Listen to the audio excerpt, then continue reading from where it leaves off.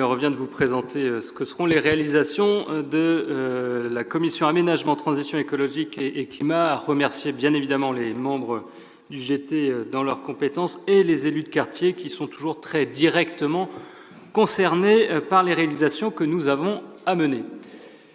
Pour ce qui est de l'aménagement durable et solidaire, nous poursuivrons bien évidemment la rénovation urbaine des quartiers, que ce soit à Villejean, à Maurepas, notamment avec le dossier de réalisation de la ZAC Rochaine qui viendra en étude au mois de juin prochain au conseil municipal, et au Blône avec, pour le Blône notamment, un travail important sur l'aménagement de la centralité de la place Jean-Normand dans ce beau quartier du Blône. Poursuivre la réhabilitation du centre ancien et mettre en œuvre le contrat de canal, c'est tout le lien entre le patrimoine naturel et le patrimoine bâti qui avait été révélé comme étant une attente de nos concitoyens lors de Rennes 2030.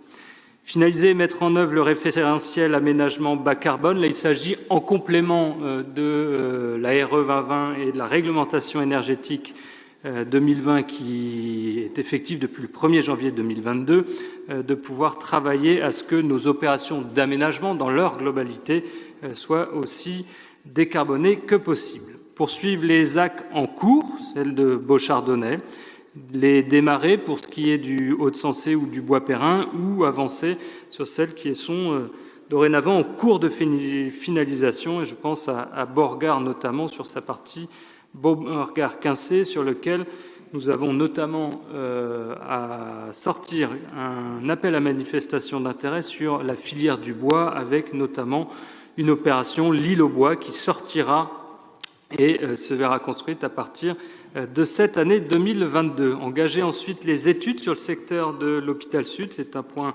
important de notre territoire, en lien bien évidemment avec la métropole. Poursuivre aussi les exploitations et les travaux d'extension du réseau fort de la fibre optique rennaise pour l'ensemble des besoins numériques de la ville.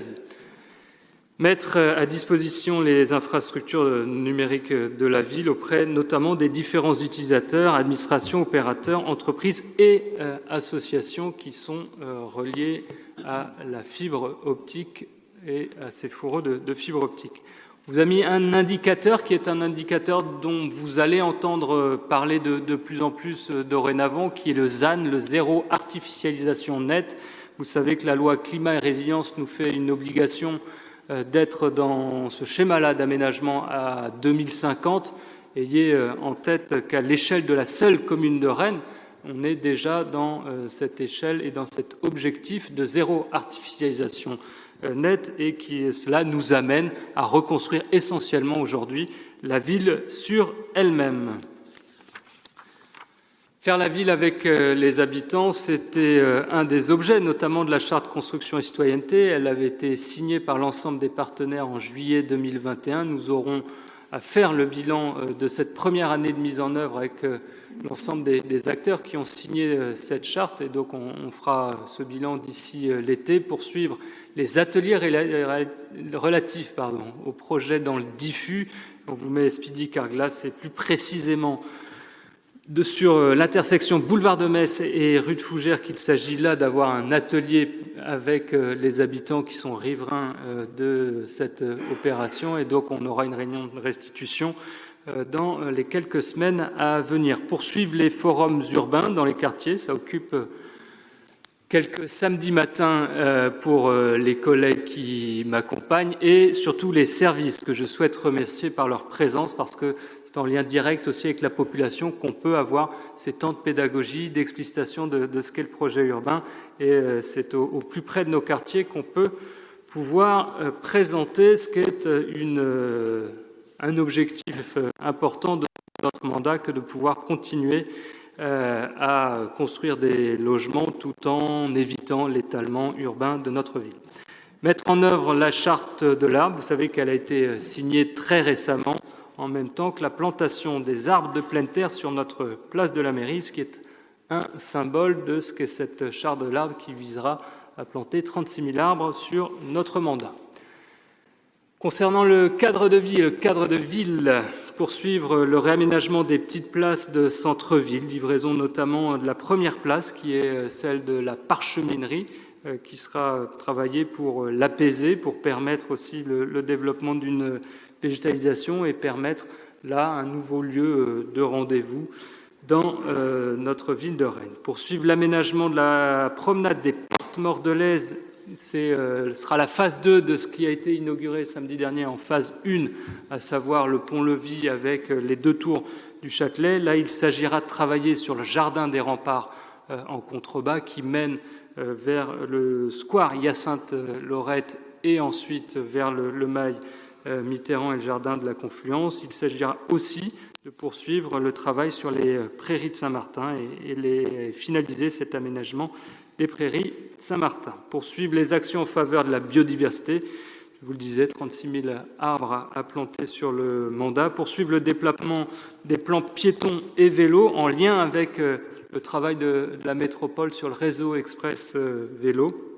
Accompagner la livraison de la ligne B du métro par le développement de cheminements doux et sécurisés, notamment dans le centre historique, avec cette expérimentation de la ZTL, la zone à trafic limité. Les réunions de restitution étaient effectuées par nos collègues Valérie Faucheux et Didier Lebougeant la semaine dernière. Il s'agira de pouvoir profiter des mois à venir pour expérimenter et apprendre de cette expérimentation pour ajuster, s'il le faut, ces zones à trafic limité. Poursuivre les études liées à la mise en place des lignes de trambus. Ces lignes de trambus, vous savez, elles font le lien entre la première couronne de Rennes et la ville de Rennes et notamment le métro pour pouvoir travailler à ce qu'est une alternative importante à la présence de la voiture en cœur de métropole. Permettre et poursuivre les projets d'agriculture urbaine. Nous aurons aussi un travail sur la transition écologique et le climat, avec notamment la révision du plan d'action en faveur de l'énergie durable et du climat. Ce sera un des points que l'on va voir tout à l'heure dans le conseil municipal. La labellisation Citergie, qui sera conjointe avec la métropole, qu'il nous faudra renouveler. Mettre en place des actions de sensibilisation et de communication sur l'énergie et le climat à partir de cibles qui sont prédéfinies, le public scolaire bien évidemment dans nos écoles, le grand public et les acteurs associatifs et culturels. Mener des travaux de rénovation énergétique et développer les énergies renouvelables. On l'a dit combien ces opérations sont importantes dans la manière dont on a à travailler le patrimoine qui est le nôtre. Vous savez, 530 000 mètres carrés chauffés dans le patrimoine bâti de la ville de Rennes. Il nous faut donc avoir une vigilance importante et dédier des moyens tout aussi importants à cette question de la rénovation énergétique dans le contexte que l'on connaît. Qualité des milieux, il s'agira là de travailler aussi en lien avec la métropole sur la qualité de l'air, des sols, du bruit, la qualité de l'eau aussi et également. Un des derniers éléments qui vous est précisé dans cette diapositive et cette présentation, c'est aussi un focus particulier sur les 1073 tonnes de déchets verts qui seront gérés en compostage à l'intérieur de notre collectivité et les 100% de valorisation des déchets verts produits par la direction des jardins et de la biodiversité.